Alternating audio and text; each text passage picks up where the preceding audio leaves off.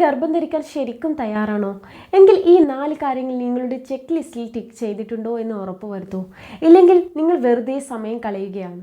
നമ്മൾ വിറ്റാമിൻ ഗുളികകൾ കഴിക്കുന്നുണ്ടാകും, സ്കാനിങ് ചെയ്യുന്നുണ്ടാകും. പക്ഷേ അടിസ്ഥാനപരമായ കാര്യങ്ങൾ പലരും മറന്നുപോകുന്നു. വീട് പണിയുമ്പോൾ അടിത്തറ കെട്ടാതെ ജനൽ വെച്ചിട്ട് കാര്യമുണ്ടോ? അതുപോലെയാണ് ശരീരവും. അടിസ്ഥാനം ശരിയല്ലെങ്കിൽ ചികിത്സ ഫലിക്കില്ല. സഫോമൈസോൾ എന്ന എൻ്റെ കമ്മ്യൂണിറ്റിയിൽ ഫെർട്ടിലിറ്റി ചെക്ക് ലിസ്റ്റ് ഇതാണ്. സ്ക്രീൻഷോട്ട് എടുത്തോളൂ. ഒന്നാമതായി സ്ലീപ്പ്, ഉറക്കം. രാത്രി 10 മണിക്ക് മുമ്പ് ഉറങ്ങുന്നുണ്ടോ? ഹോർമോൺ റീസെറ്റ് ചെയ്യാൻ ഇത് നിർബന്ധമാണ്. രണ്ടാമതായി ചൂട്. തണുത്ത വെള്ളം കുടിക്കുന്നത് നിർത്തിയോ?